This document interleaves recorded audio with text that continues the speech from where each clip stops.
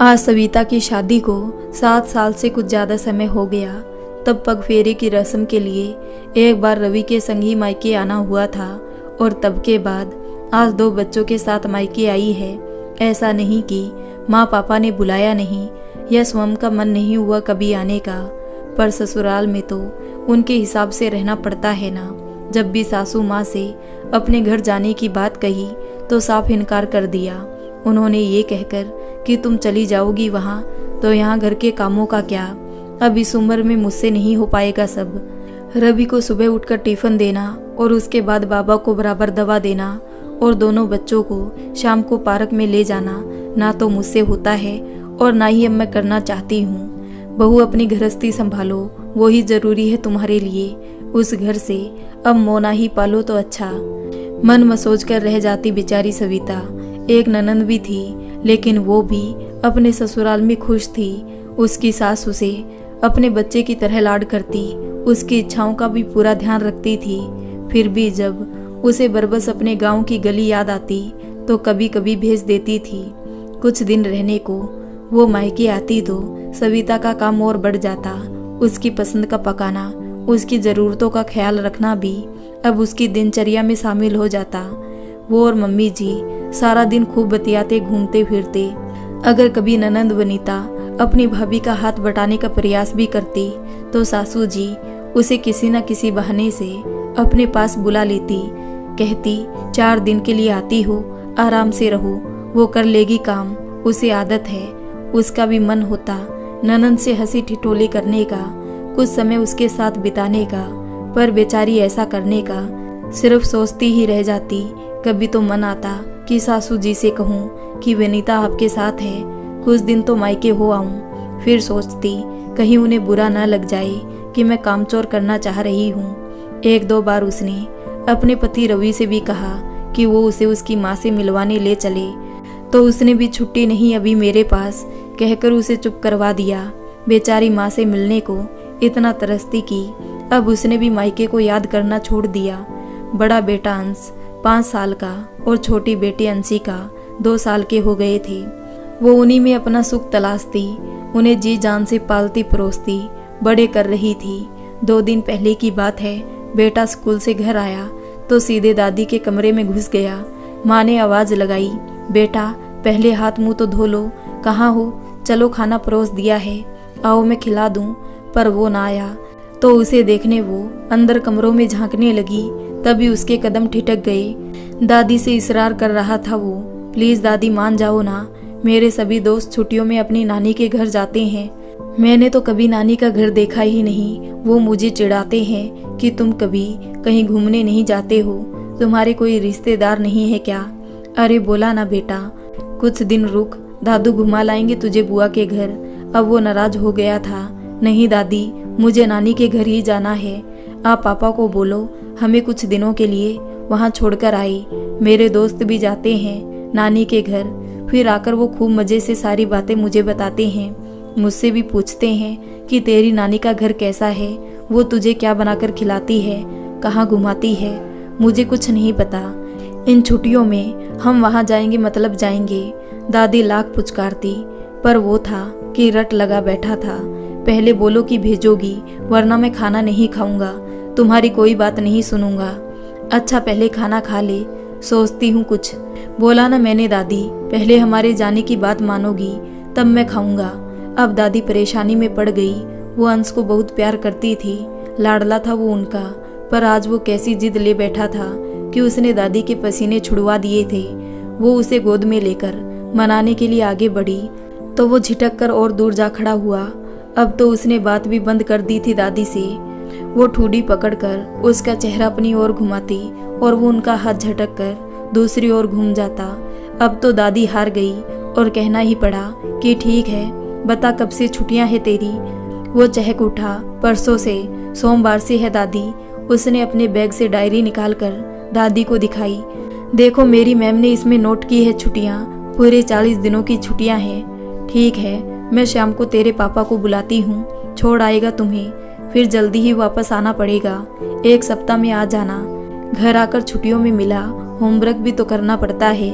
नहीं दादी, ये क्या बात हुई, 1 हफ्ते में तो नानी हमें कहीं घुमाने भी नहीं ले जा पाएगी।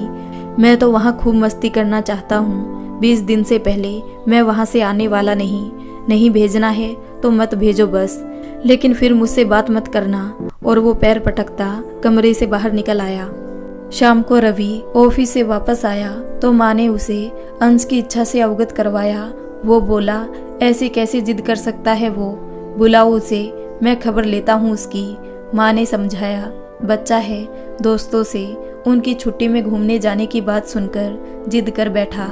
और बात भी तो सही कह रहा है, अभी तक वो ननिहाल नहीं गया कभी। ऐसा कर कुछ दिनों के लिए छोड़ा बच्चों को, वो भी कई बार जाने की कहती रहती है, पर मैं भेजने का साहस न कर पाई। अब तो उसने कहना भी छोड़ दिया। बच्चा जिद कर रहा है तो कुछ दिन ही सही, हो आएगी वहाँ। रवि बोला, फिर यहाँ कैसे चलेगा, तुमसे हो पाएगा घर का काम? देखते हैं, पहले तू बहू से बोल जाने की तैयारी कर ले। अंश का मुरझाया चेहरा नहीं देखा जाता। माँ ने रवि को समझाया, ठीक है, ये मैं क्या सुन रहा हूँ। आज अंश ने दादी से जिद की, वो भी ननिहाल जाने की। कहीं तुमने तो नहीं सिखाकर भेजा उसे? रवि ने पलंग पर पसरते हुए कहा, आप कैसी बातें कर रहे हो? मैं क्यों कहूँगी उसे ऐसा करने को? आज से पहले कहा क्या कभी? अगर मुझे कहना होगा आप लोगों से कहूँगी, ना कि बच्चे का इस्तेमाल करूँगी। और किसी से कहने से होगा भी क्या? सब तो अपना अपना ही सोचते हैं, इसलिए मैंने तो अपना मन मारकर जुबान पर ताला जड़ लिया है। सविता भी खुद को लांछित होते देख रवि से नाराज थी। उसने भी अपनी अंशिका को सुलाया, फिर मुंह घुमाकर लेट गई। अंश दादी के पास सोने चला गया। थोड़ी देर की चुप्पी के बाद रवि समझ गया कि सविता नाराज हो गई है। उसने उसे पुकारा, पर सविता चुप रही। उसकी आत्मा आहत हुई थी। रवि ने पकड़कर उसका मुंह अपनी ओर घुमाया और उसके चेहरे पर नजर टिकाकर पूछा, नाराज हो गई क्या?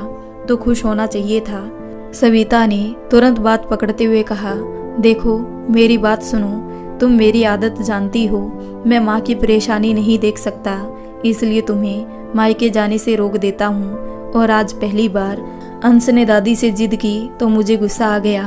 अच्छा चलो सॉरी, वो दोनों कान पकड़कर बोला तो सविता को भी हंसी आ गई। वो बोली, चलो ठीक है, सो जाओ, मुझे भी नींद आ रही है। अच्छा जी, मैडम को नींद आ रही है, पर मेरी बात सुनकर तुम्हें कम से कम आज की रात तो नींद नहीं आने वाली, मैं जानता हूँ। क्या बात है ऐसी? क्या कोई खुशखबरी है? हाँ ऐसा ही समझ लो। अच्छा एक काम करो, चाय बना लाओ, फिर बताता हूँ। अब इस वक्त चाय चाहिए आपको?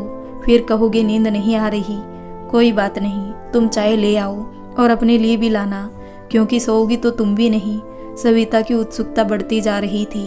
वो जाकर 2 कप चाय झट से बना लाई और पास बैठते हुए बोली, अब बताइए कि क्या बात है? बताता हूँ, चाय तो पी लो, क्या पता फिर तुम्हारी चाय यूं ही धरी रह जाए। अब उसने फिर नाराजगी जताते हुए मुंह बना लिया तो रवि बोला, चाय पीकर नींद तो तुम्हारी खराब हो ही गई है। अब ऐसा करो, अपने और बच्चों के जरूरी सामान के साथ साथ कुछ कपड़े पैक कर लो, तुम सुबह मायके जा रही हो। सविता ने चौंक कर रवि को देखा, कहीं ये मेरा मजाक तो नहीं बना रही। उसने पूछा, तबीयत तो ठीक है ना तुम्हारी? क्यों, तुम्हें ऐसा क्यों लगा? मैं इतना भी बुरा नहीं हूँ मैडम, पर हाँ, माँ की मर्जी के बिना तुमको वहाँ जाने की इजाज़त नहीं दे सकता। इतना तो इन 7 सालों में तुम जान चुकी होगी।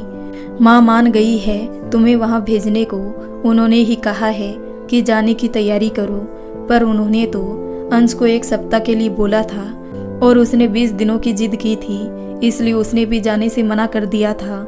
हाँ बताया माँ ने मुझे, तुम जाने की तैयारी करो, आगे मैं संभाल लूँगा। अब तो सच में सविता की नींद को मानो पंख लग गए थे और वो उड़न छू हो गई थी। उसने अति उत्साहित होकर रवि को आलिंगन में ले लिया। रवि ने भी प्यार से उसका माथा चूम लिया।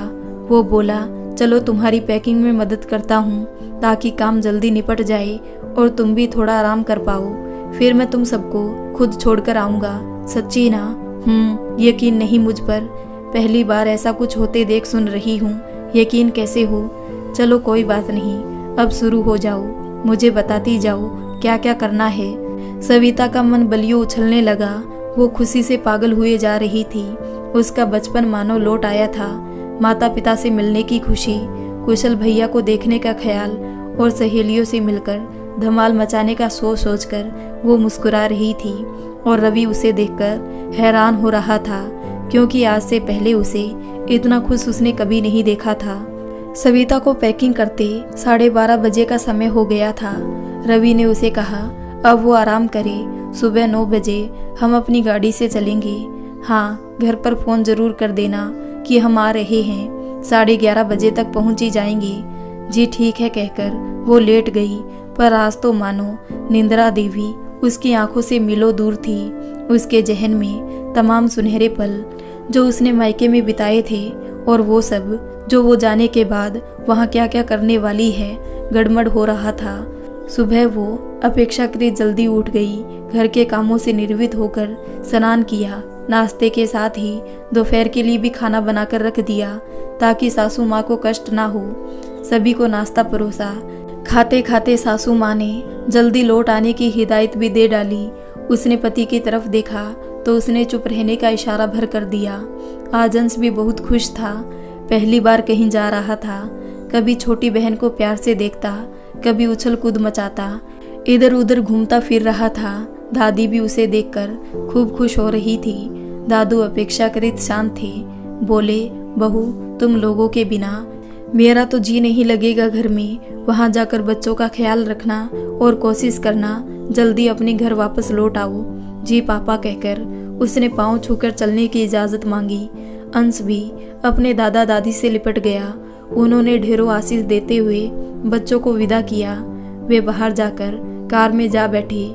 रास्ते भर अंश ने जाने क्या क्या बोलते पूछते सिर में दर्द कर दिया। रवि ने उसे चुप बैठने को कहा तो वो एकदम चुप होकर मम्मी से आंखों के इशारे से बात करने लगा। 12 बजने से पहले वे घर के सामने कार से उतरे तो अंश की नानी ने आरती उतारकर द्वार पर ही उनका स्वागत किया। सभी को तिलक लगाकर और उनकी नज़र उतारकर उन्हें अंदर बुला लिया। आज जवाई राजा पहली बार शादी के बाद घर में आए थे। जलपान के बाद तुरंत भोजन की व्यवस्था की गई और बड़े सत्कार के साथ उन्हें भोजन करवा के आराम करने दिया।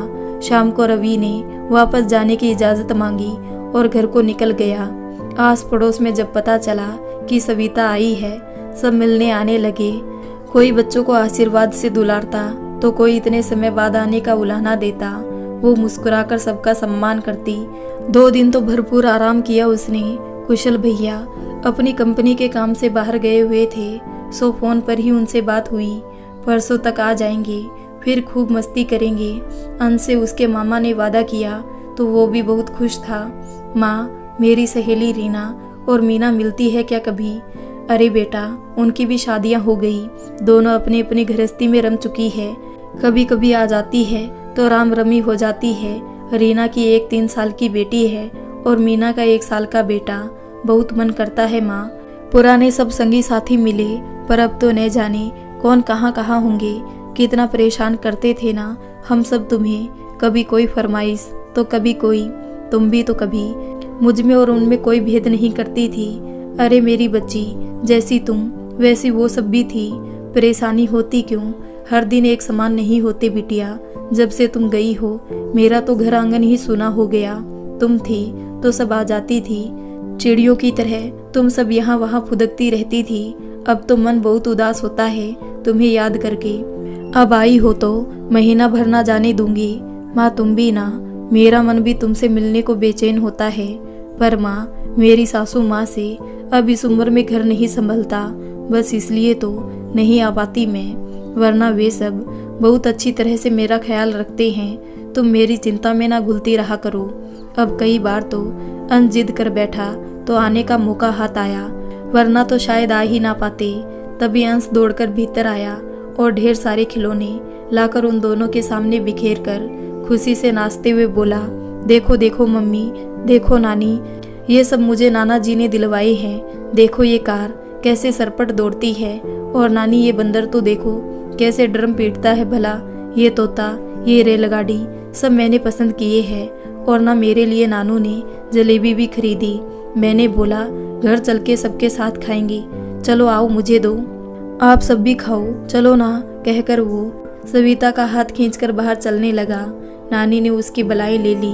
कितना प्यारा है हमारा लल्ला, तू भी ऐसे ही करती थी जब बहुत खुश होती थी। वे दोनों बाहर बरामदे में आ गए।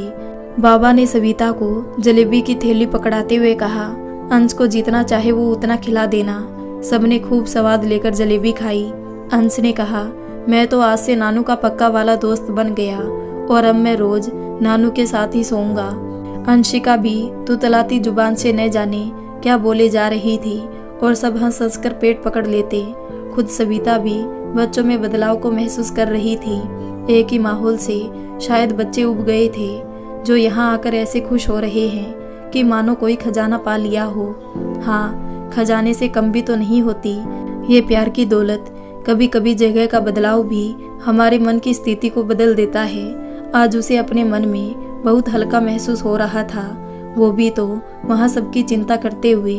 जिम्मेदारियों के बोझ तले मानो दब सी गई थी। आज उसे अपने आप समझने का अवसर मिला था, वरना तो वो अपने अंदर की सविता को कहीं भुला बैठी थी। रात को अंश खाने के बाद नानू के कमरे में ही पहुंच गया। नानू, आज आप मुझे कहानी सुनाओ, फिर मैं यहीं आपके पास ही सोऊंगा। वहाँ तो दादी मुझे कहानी नहीं सुनाती, बस थपकी देकर सुला देती है। कहती है उन्हें कहानी नहीं आती। आपको तो बहुत सी कहानियाँ आती है ना। नानू ने उसके गाल को थपकते हुए कहा, हाँ मैं सुनाऊंगा तुम्हें कहानी, और तुम रोज की कहानी सुनना और मेरे साथ ही सोना, ठीक है? अब खुश? हाँ। और वहीं से जोर से बोला, मम्मी सुना आपने, मैं अब रोज नानू से कहानी भी सुनूंगा, ये खूब मजा आएगा। सविता अपनी माँ के काम में हाथ बटाती, फिर जल्दी काम खत्म करके वो माँ की गोद में सिर रखकर खूब बातें किया करती, अपना बचपन याद करती, अपनी शादी के वक्त का समय जब माँ बाप ने दिन रात एक कर दिया था, सब याद दिलाती। माँ भी उसके बालों में अपनी उंगलियां घुमाते हुए खूब आनंद से उसकी बातें सुनती। दरअसल अपने मन का हर कोना सविता माँ के आगे ही खोल पा रही थी। उसके मन से सारी यादों का ढेर एक भारी बोझ की तरह उतरता जा रहा था और वो स्वयं को हल्का महसूस कर रही थी, क्योंकि ससुराल में कभी वो किसी से बात करने का समय ही नहीं निकाल पाती थी, या यूं कहें कि किसी के पास उसके लिए समय ही नहीं था, ना सासू माँ के पास और न पति के पास।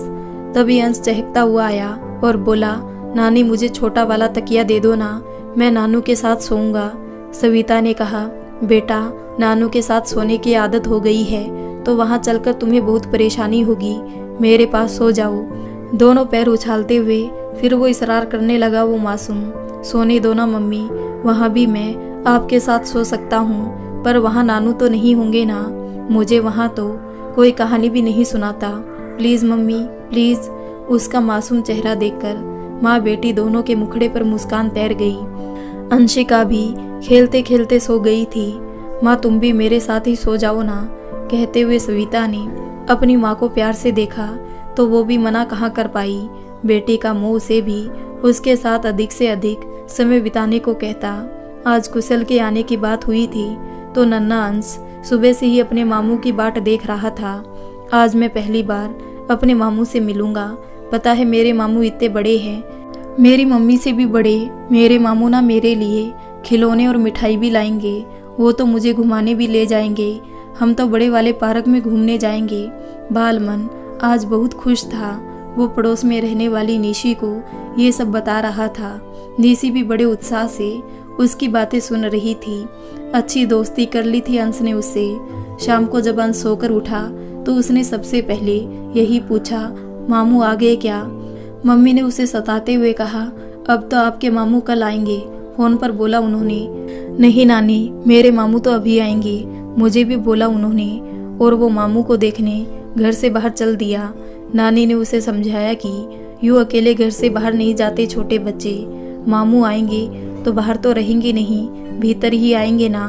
तब कहीं वो माना और खेल में लग गया। रात को 8 बजे दरवाजे पर दस्तक हुई। वो लपक कर दरवाजा खोलने गया और वहाँ किसी अजनबी को देखकर ठिठक गया। फिर हाथ जोड़कर नमस्कार किया, फिर पूछा, आप कौन हैं, किससे मिलना है आपको? घुटनों के बल झुकते हुए उस अजनबी ने कहा, अगर मैं सही सोच रहा हूँ तो तुम अंश हो ना? हाँ, यानी आप मेरे कुशल मामू। ये मेरे मामू आ गए जी। वो जोर जोर से चिल्ला रहा था। कुशल ने अपना बैग अंदर आकर दीवार के साथ टिका दिया और अंश को गोद में लेकर खूब प्यार किया। फिर बोला, दिखाओ अब मेरे लिए क्या लाए हो। सविता ने उसे टोका। अंश बेटा, ये क्या बात है? मामा अभी बाहर से थके हुए आए हैं, उन्हें नहा धोकर फ्रेश तो हो लेने दो, तब वो दिखाएंगे ना तुम्हें तुम्हारे गिफ्ट। तो ठीक है मामू, आप नहा लो जल्दी से, मुझे देखना है क्या लाए हो आप मेरे लिए। कुशल ने अंश की मासूम सूरत देखी तो उसे एक किस्सी दी और बाथरूम की ओर बढ़ गया। थोड़ी देर में फ्रेश होकर तौलिए से अपने बाल झड़काते हुए बाहर आया तो अंश को दरवाजे के बाहर दीवार से पीठ टिकाए पाया। उसने अंश का हाथ पकड़कर अपने बेड पर बिठा लिया और उसका गिफ्ट अपने बैग से निकालकर उसके आगे रख दिया और अंश तुरंत उसे खोलने लगा। पैकेट में एक बैट बॉल था और एक ड्राइंग बुक। अंश को दोनों चीजें बहुत पसंद आई। वो तुरंत ड्राइंग बुक लेकर उसमें रंग भरने लगा। फिर उसने मामा को दिखाते हुए बोला, देखो मामू, मैंने ठीक किया ना, बहुत सुंदर है। करो बेटा, जब कुछ पूछना हो तो मुझे कहना। ओके मामू। वो बहुत खुश था और सभी पृष्ठ एक के बाद एक आधे अधूरे रंगीन करता जा रहा था। कुशल ने देखा तो उसे प्यार से ड्राइंग के तरीके समझाए। ठीक है मामू, अब मैं कोई पृष्ठ अधूरा नहीं छोड़ूंगा। शाबाश बेटा, कहकर उसका हौसला बढ़ाया कुशल ने। कल हम इस बैट बॉल से क्रिकेट खेलेंगे, चलो अब सो जाओ। ओके मामू कहते हुए अंश ने अपना सारा सामान समेट लिया और नानू के साथ सोने चला गया। आज उनके घर उनके दूर के चाचा जी बहुत समय पश्चात पधारे। कुशल सम पूछने के बाद उन्होंने कहा, भैया भाभी, अगर आप लोगों को ऐतराज ना हो तो एक बात कहना चाहता हूँ। कहो क्या बात है मुकेश, तुम्हें औपचारिकता की क्या आवश्यकता आन पड़ी? भैया मैं कह रहा था कि आजकल तो चलो बिटिया पधारी है तो घर में रौनक है, पर जब ये अपने ससुराल चली जाएगी तो क्या आप लोग अकेलेपन को महसूस नहीं करते? कुशल भी कंपनी के काम से बाहर आता जाता रहता है, तो अगर उसकी शादी हो जाती तो आप लोगों का मन भी लग जाता और सेवा भी हो जाती। अब भाभी को भी तो आराम की जरूरत है। सारी जिंदगी कठोर परिश्रम किया है आप दोनों ने सविता और कुशल को लायक बनाने के लिए। हाँ भैया, बात तो सही कह रहे हो, बोले थे रमाकांत जी। वैसे उसकी शादी की उम्र भी कब से हुई है, पर वो काम जमाने तक इंतजार ही करता रहा। अब कहीं जाकर काम में सेट हुआ है तो मैं भी सोच ही रहा था उसकी शादी के बारे में। कोई लड़की है क्या भैया तुम्हारी नज़र में? शालिनी जी ने पूछ ही लिया। हाँ भाभी है तो, मेरी भांजी की बेटी है, पढ़ी लिखी होशियार लड़की है, घर के काम काज भी खूब अच्छे से कर सकती है और ज़रूरत पड़ने पर नौकरी भी। कहो तो बात करूं, वैसे वो लोग मुझे लड़का ढूंढने के लिए कह रहे थे एक रोज़, तब मेरे ध्यान में नहीं आया, पर अभी मुझे बैठे बैठे रिश्ता सूझ गया तो सोचा पूछ ही लूँ। भैया मुकेश, देखो ब्याह शादी का मामला है, कुशल से बात करके ही कुछ कह पाऊंगा। मैं अपना फैसला उस पर थोपना नहीं चाहता। अगर वो हाँ कर दे तो लड़की को दिखा देना, बाकी सब फिर ऊपर वाले की मर्जी। ठीक है भैया, मैं चलता हूँ। आज तो यहीं शहर में आया था तो मिलने चला आया, फिर आऊँगा। बिटवा से पूछकर आप सिर्फ मुझे संदेश भेज देना, मैं आ जाऊँगा। अगर हाँ कहे तो बात करेंगे। ठीक है भैया, मैं आज ही बात करके तुम्हें बताता हूँ। शाम को जब कुशल अपने ऑफिस से घर आया तो माँ ने पहले उसे भोजन करवाया, फिर उसके मन की था लेने की गरज से उसे अपने पास बुलाया। सविता भी वहीं बैठी थी। माँ ने सविता को इशारे से बात शुरू करने को कहा। सविता ने बात का सिरा पकड़ते हुए कहा, भैया एक बात कहूँ? हाँ बोलो ना। भैया अब आप शादी कर लो, माँ को भी आराम की सख्त ज़रूरत है और मुझे भाभी की। भाभी होती घर में तो हम कहीं घूम फिर आते। आपके ऑफिस जाने के बाद हम घर के काम से बचे समय में अपने मन की कहते सुनते। 4 दिन से यहाँ हूँ पर कहीं भी गई नहीं, माँ को भी फुर्सत नहीं मिलती। अब क्या करें, बस बोर होती रहती हूँ। अरे इस सब में शादी कहाँ से आ गई? मैं तुझे कल ही ले चलता हूँ। बोल कहाँ चलना है, तू बस एक बार हुक्म तो कर। नहीं भैया, मेरी बात को टालो मत, मैं सीरियस हूँ और आप मजाक समझ रहे हैं। अब माँ ने भी सविता का पक्ष लेते हुए बोला, ठीक ही तो कह रही है वो बेटा, अब तुझे शादी कर लेनी चाहिए। उम्र निकल जाने तक कौन तेरा इंतजार करती बैठी मिलेगी। शादी ब्याह समय से हो जाए तो अच्छा, तो माँ ढूंढ ले अपनी बहू, तू जहाँ कहेगी कर लूँगा ब्याह। सच बेटा, तैयार है तू? कह दूँ तेरे बाबा से? वो उठकर उसकी बलियाँ लेते हुए कहती है। आवाज़ देकर वो रमाकांत जी को वहीं बुला लेती है। क्या हुआ कुशल की माँ? काहे चिल्लाती हो भई? अरे देखो, कुशल मान गया शादी करने को। चलो अच्छी बात है। अब मुकेश भैया को बता दीजिए कि बात करके देख ले। इसे लड़की पसंद आ गई तो देखते हैं, वरना तो कहीं और भी देखेंगे। ठीक कहती हो, करता हूँ बात। अगले दिन तड़के रमाकांत जी ने मुकेश को फ़ोन पर लड़की की फ़ोटो दिखाने की बात मुकेश को कही। उन्होंने कहा कि अगली फुर्सत में आकर फ़ोटो और सारी जानकारी दे जाना, बाकी लड़का अपनी समझ से हाँ या ना करेगा। ठीक है भैया, मुकेश ने कहा। सविता और उसकी माँ कुशल के मान जाने से बहुत खुश थे। पहले भी कई बार शालिनी जी उससे शादी की बात पूछ चुकी थी, पर वही मना कर देता था कि पहले मेरी नौकरी पक्की होने दो। अब वो इसलिए उससे कुछ ना पूछती थी। अब कई बार उन्होंने इसलिए सविता से आग्रह करवाया था। अब तो 4 महीने पहले उसकी नौकरी भी पक्की हो गई थी। 2 दिन बाद मुकेश का फ़ोन आया कि हम कल आ रहे हैं, कुशल की चाची भी आ रही है, उसे भी आप लोगों से मिलने का बहुत मन है। हाँ हाँ भैया, लेते आओ, अच्छी बात है। बेटा कुशल, आज हो सके तो थोड़ा जल्दी आना। मुकेश चाचा और तेरी चाची आ रहे हैं आज। जैसे ही कुशल ऑफिस को निकलने लगा, उसके बाबा ने आवाज़ दी। ठीक है बाबा, कोशिश करूँगा, कहकर वो निकल पड़ा। सविता ने माँ के साथ मिलकर घर के काम निपटाए और अंश और अंशिका के साथ खेलने लगी ताकि बच्चे थककर सो जाए। और सच में बच्चे दोपहर होते होते सो गए। तब तक शालिनी जी ने भोजन तैयार कर लिया था। दोपहर का भोजन करने के बाद वे दोनों भी सुस्ताने को बच्चों के पास ही जा लेटी। तभी दरवाजे पर खटकाने की आवाज़ सुनकर रमाकांत जी ने बाहर निकलकर देखा तो मुकेश सामने खड़ा था। आओ आओ भैया, तुम्हें ही याद कर रहे थे। देर कर दी, क्या बात हुई? अरे आते समय जाने कहाँ से एक कील मोटरसाइकिल के टायर में जा धंसी और पंचर हो गया।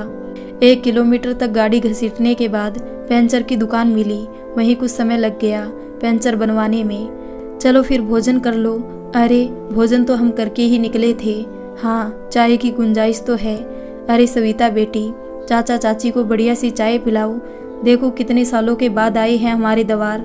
हाँ बाबा, अभी लाती हूँ। सविता चाय बनाने लगती है और माँ को अंदर भेज देती है। चाय के साथ नमकीन पारे और बिस्किट आदि लेकर सविता भीतर आती है।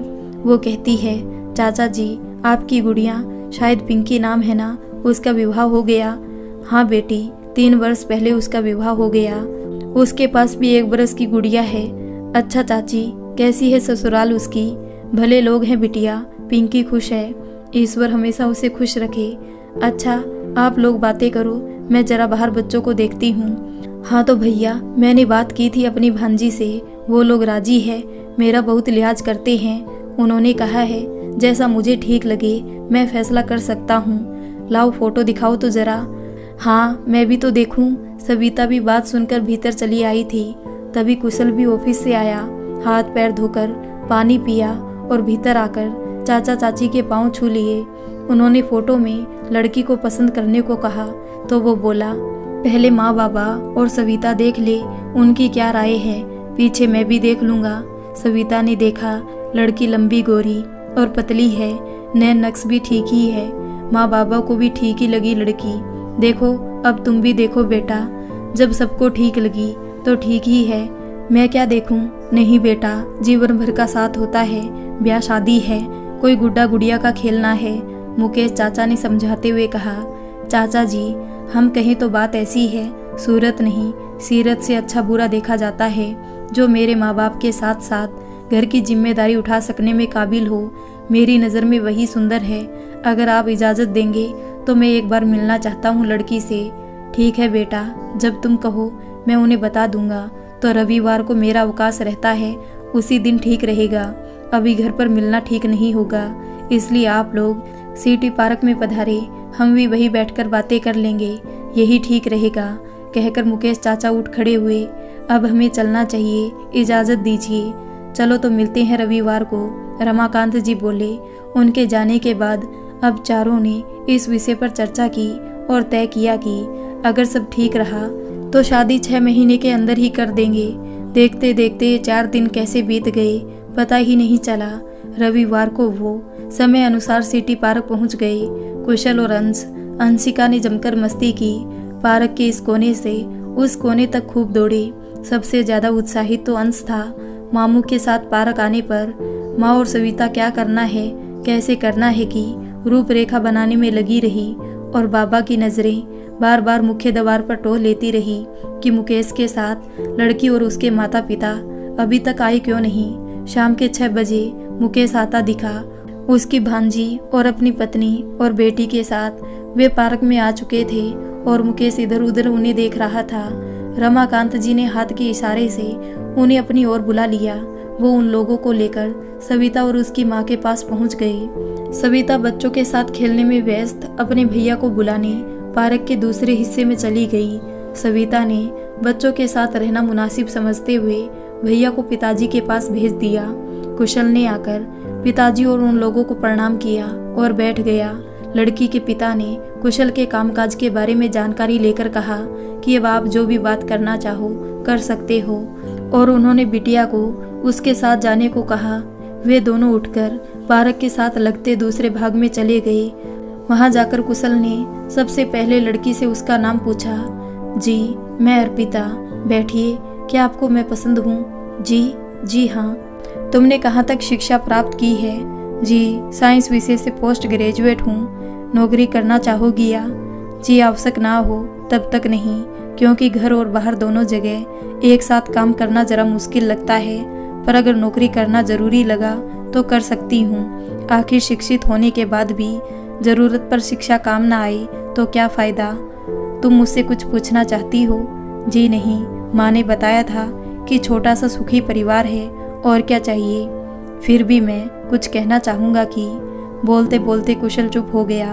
आप बिना संकोच अपनी बात कहिए। हमारे यहाँ आकर बात करने का यही तो प्रयोजन है कि हम एक दूसरे के मन की बात जान सके, ताकि आने वाले समय में कोई दिक्कत ना हो। कुशल ने फिर कहना आरंभ किया।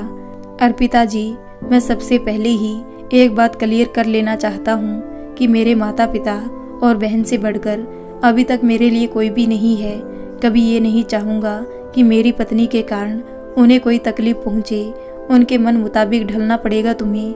वो मेरे माता पिता है, उन्होंने कभी मुझ पर कोई आंच नहीं आने दी।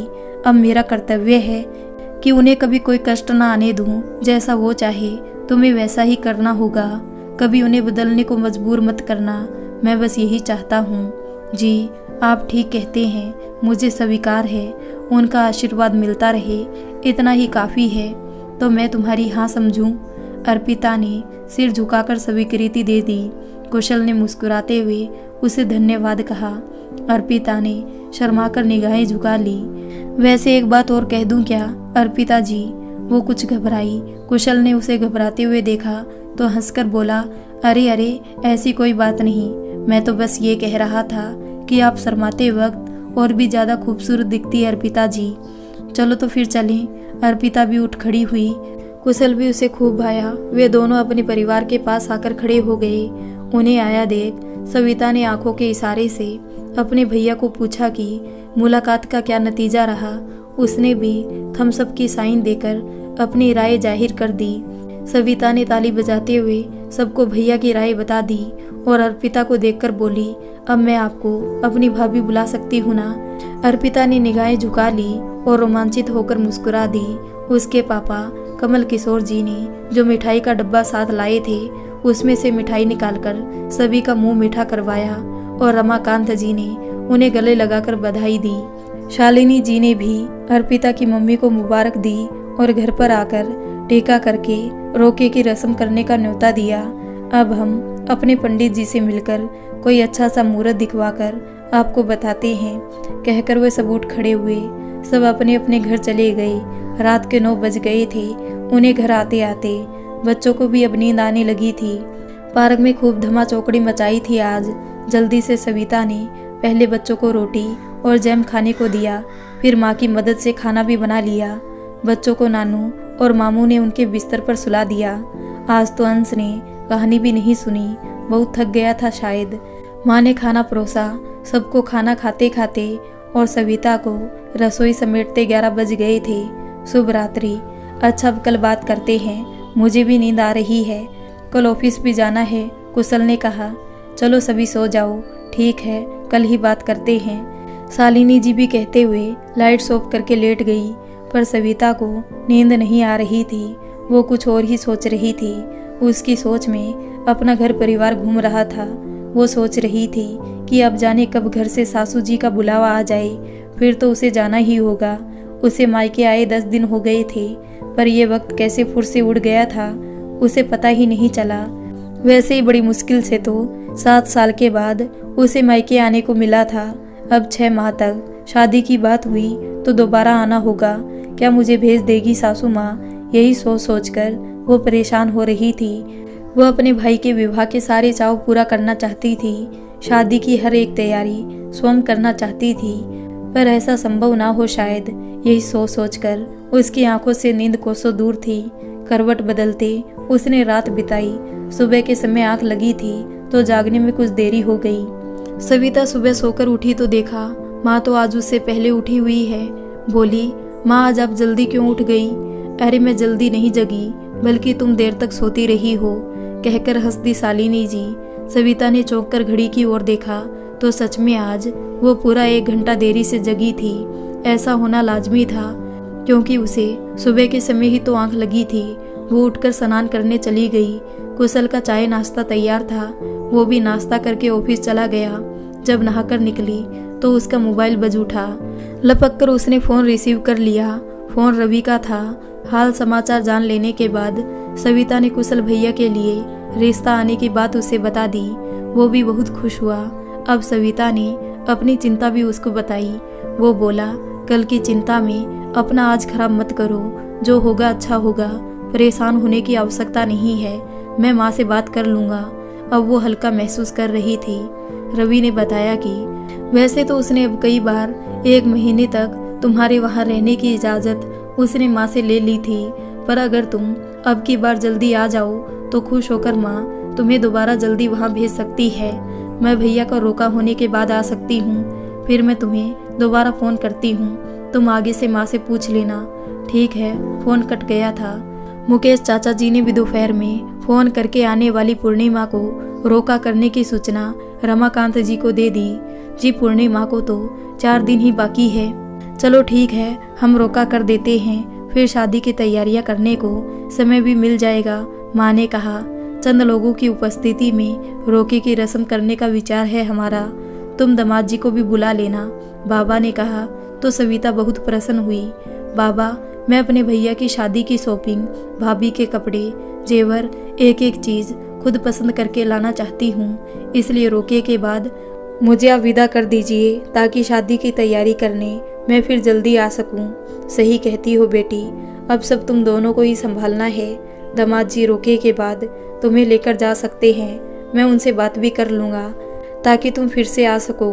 कुछ ज़रूरी तैयारियों के साथ साथ सविता के ससुराल में भी न्योता दिया रमाकांत जी ने। रवि अपने पिताजी के साथ नियत समय से पूर्व ही आ गया। उसने भी मेहमानों की देखरेख करने से लेकर छुटपुट काम संभाल लिया। रसोई का काम सविता ने संभाल लिया। बच्चे आज नाना नानी के साथ साथ पापा और दादी जी के सानिध्य में बहुत खुश थे। शाम 6 बजे तक रोके की रस्म करके अर्पिता के परिवार वाले लौट गए।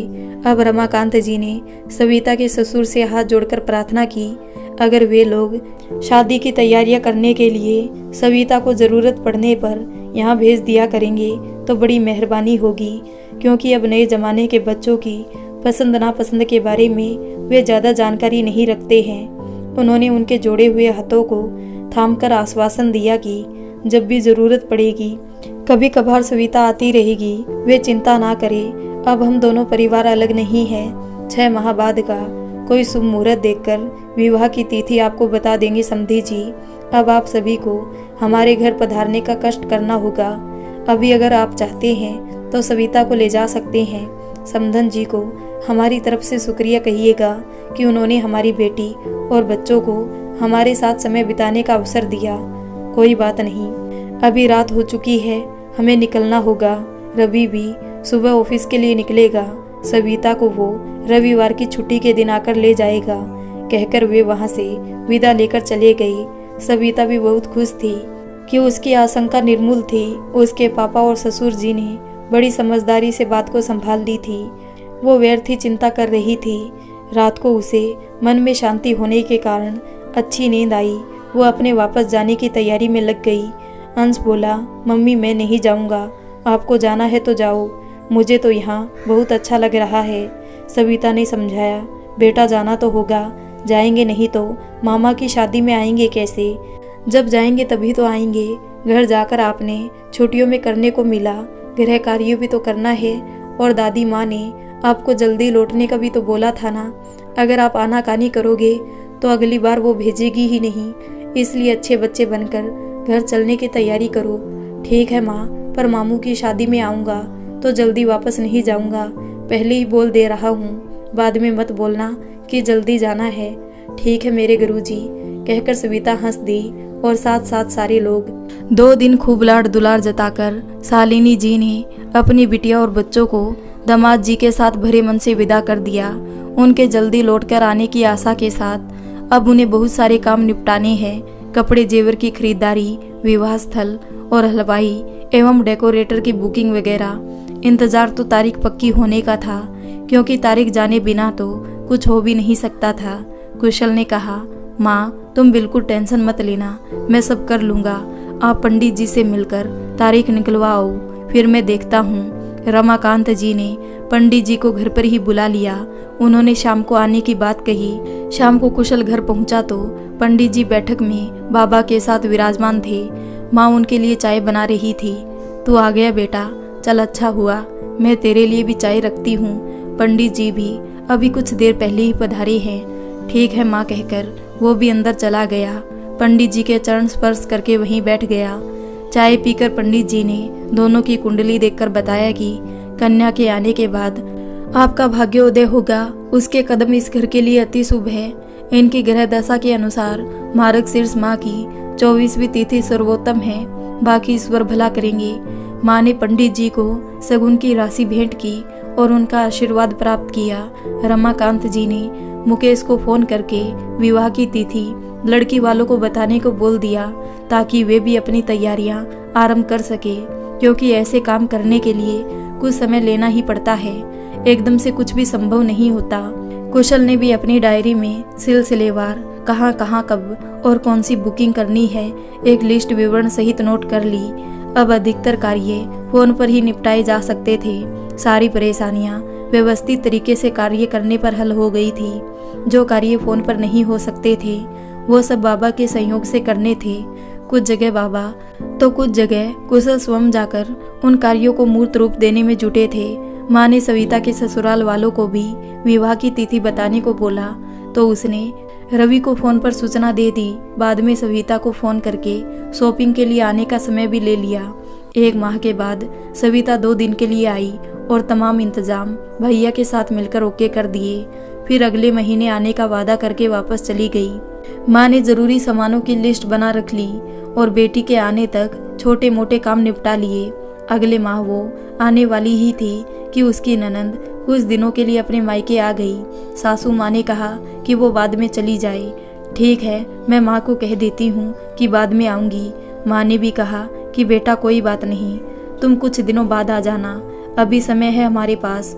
लगभग 15 दिन बाद आज फिर वो मायके आई। भैया उसे मिलवाने आ गए थे। घर पहुंचकर माँ ने अपनी बनाई लिस्ट उसके सामने रख दी। माँ, पहले हम कपड़े की खरीदारी कर लेते हैं, सिलकर आने में भी समय जाएगा और कई बार फिटिंग में कोई दिक्कत आ जाती है तो ठीक करवा सकते हैं। हाँ बेटी, तुम ठीक कहती हो, पर मैं तो सुनार से जेवर खरीदना चाह रही थी। नहीं माँ, बहुत दिनों तक घर में जेवर रखना रिस्की हो सकता है। शादी वाला घर है, हमें कई बार घर बंद करके भी जाना पड़ सकता है। जेवर सबसे बाद में, कुछ दिन पहले ही खरीदे जाए। सविता की माँ हमारी बेटी समझदार है, वो सही कह रही है।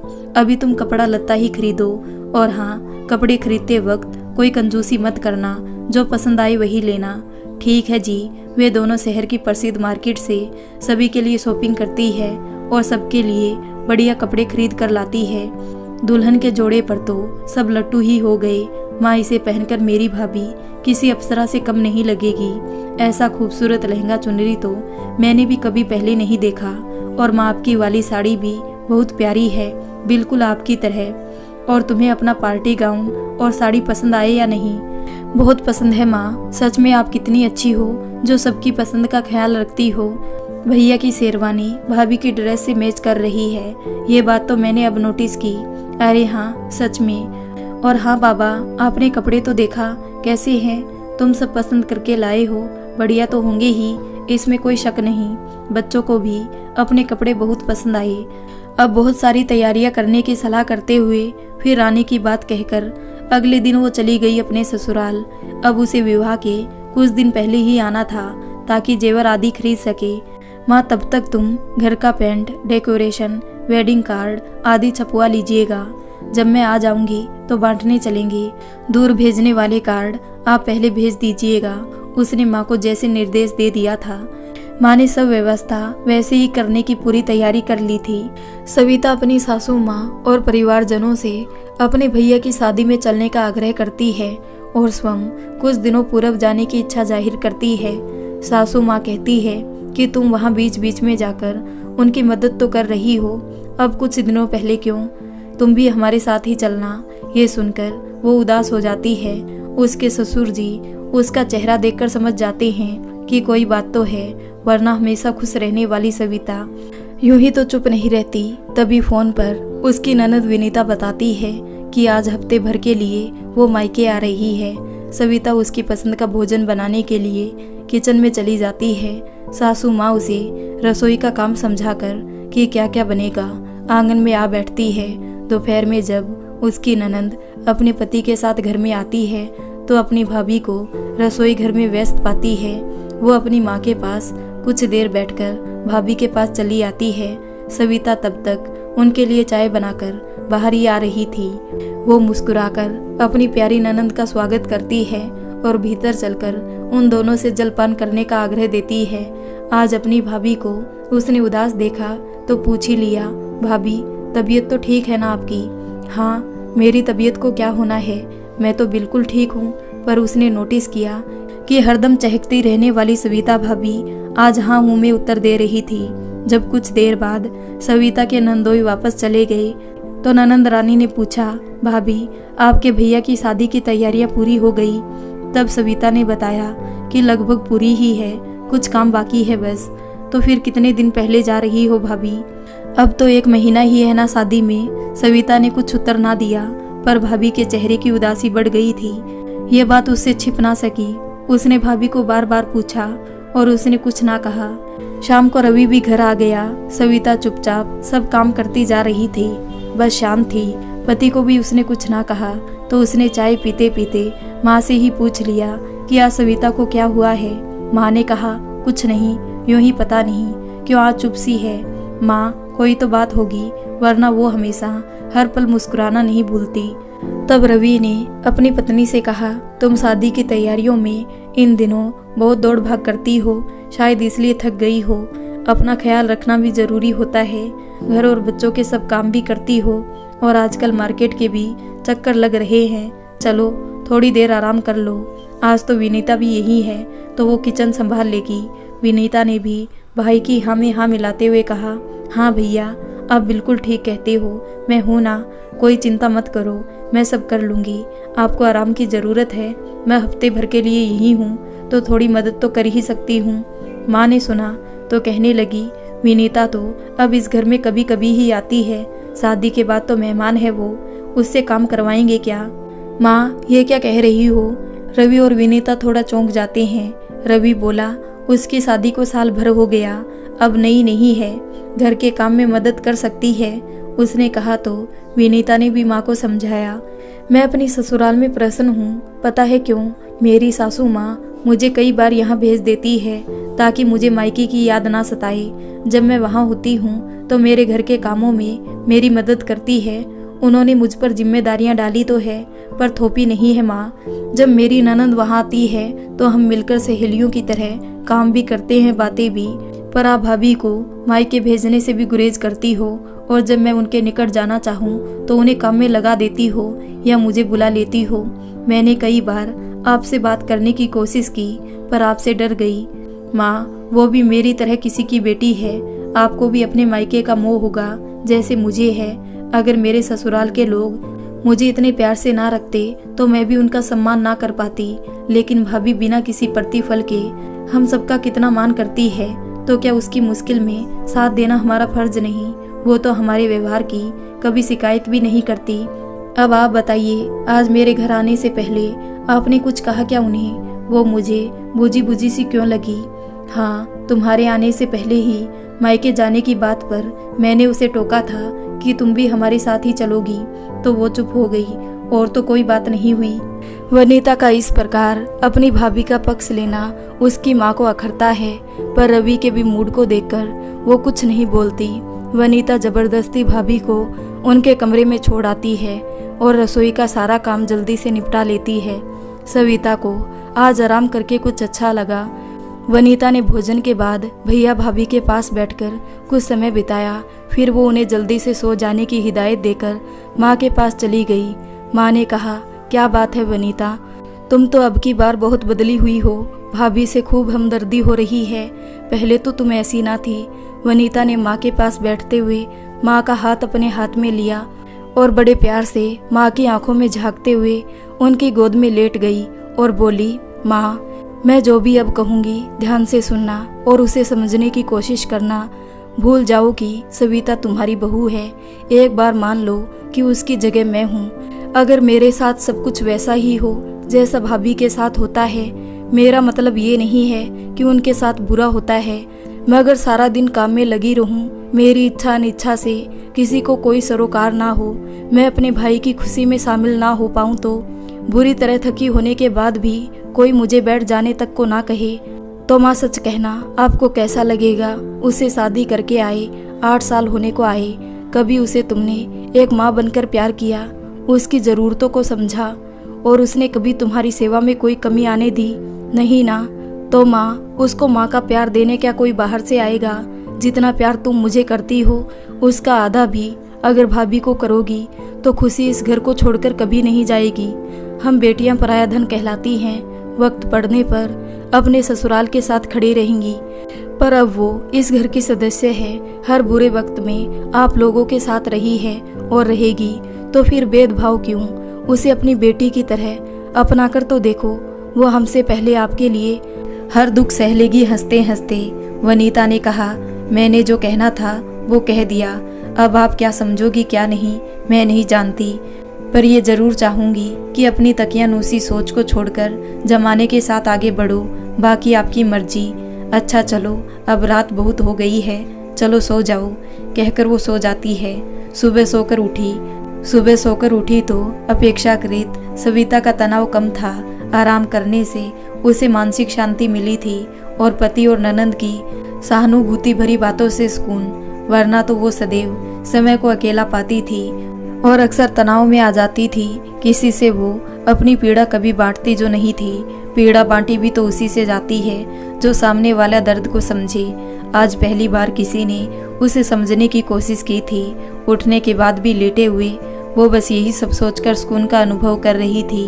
रवि बाथरूम में थे कि दरवाजे पर दस्तक हुई। सविता ने उठकर दरवाजा खोला तो सासू माँ ने चाय का कप उसकी तरफ बढ़ाते हुए पूछा, अब कैसी तबीयत है बेटी? सविता सासू माँ का मुंह ही ताकती रह गई। उसे उनसे ऐसे प्रश्न की उम्मीद जो नहीं थी। माँ ने हाथ पकड़कर उसे पलंग पर बिठाया और बोली, मुझे माफ़ कर दे मेरी बच्ची, मैं तेरी गुनहगार हूँ। नहीं माँ, आप ऐसा क्यों कह रही हैं? ना बेटा, कह लेने दे। मैंने हमेशा तुझ पर एक सास की तरह हुक्म चलाया है, पर तुमने कभी भी पलटकर कुछ नहीं कहा। मैं अपनी गलती स्वीकार करती हूँ। तुझे अपने भाई की शादी में सच में जल्दी जाना चाहिए तो वहाँ 10 दिन पहले चली जाना और बाद में भी सारे काम निपटा कर ही आना। अगर तू नहीं संभालेगी तो कौन संभालेगा वहाँ की जिम्मेदारी? और तुझे ये सब संभालना भी तो उन्हीं लोगों ने सिखाया है और आज उन्हें तुम्हारी ज़रूरत भी है। तुम वहाँ वैसे चली जाना। देखो ना, तुम्हारी चाय तो ठंडी हो गई, रवि भी नहाकर आता ही होगा। तुम दोनों बाहर ही आ जाओ, आज हम सब मिलकर चाय पीते हैं। ये ठंडी हुई चाय मैं ले जाती हूँ। और वो सविता के सिर पर अपनी ममता का हाथ रखकर चली जाती है। आज तो मानो सविता को मुँह मांगी मुराद मिल गई थी और ये चमत्कार हुआ था विनीता के समझाने से। तभी रवि भी आते हुए मुस्कुराया और उसने सविता को आलिंगन में भर लिया। वो बोला, मैंने सब सुन लिया है, बधाई हो तुम्हें। आज यहाँ भी माँ मिल गई। आज घर में फिर से रौनक लौट आई थी। सविता चहकते हुए यहाँ से वहाँ घूम रही थी। सारे घर में उसने अपनी जगह तो पहले से ही बना ली थी। आज तो उसे सासू माँ के दिल में भी जगह मिल गई थी। तभी वनीता ने अपनी माँ के हाथों पर ताली बजाते हुए कहा, ये हुई ना बात। ये बात बताओ तो जरा, कौन है ये, बहू या बेटी? सासू माँ ने भी पूरे उत्साह से कहा, बेटी। वनीता अपनी भाभी के गले लग जाती है और सविता उसे बहुत बहुत धन्यवाद देती है। आज परिवार में चारों ओर खुशियाँ ही खुशियाँ बिखरी है। तो दोस्तों, आपको ये कहानी कैसी लगी? अगर अच्छी लगी हो तो वीडियो को लाइक कर दे, चैनल को सब्सक्राइब कर ले।